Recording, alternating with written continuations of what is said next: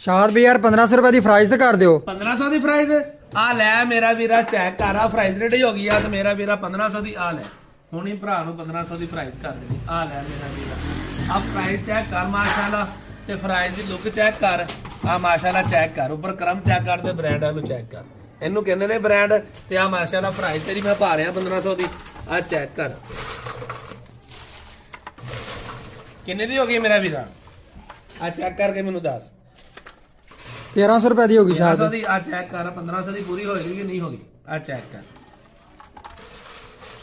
ਤੇ ਆ ਲੈ ਮੇਰਾ ਵੀਰਾ, ਆ ਲੈ ਆ ਸਾਰੀ ਪਾਤੀ ਆ। ਤੇ ਆ ਮੇਰਾ ਵੀਰਾ ਮੈਂ ਮੁਹੱਬਤ ਵੀ ਪਾਤੀ। ਠੀਕ ਹੋ ਗਿਆ। ਤੇ ਆ ਲੱਗ ਗਿਆ ਉੱਪਰ ਮੇਰਾ ਵੀਰਾ ਮਸਾਲਾ। ਆ ਚੈੱਕ ਕਰ।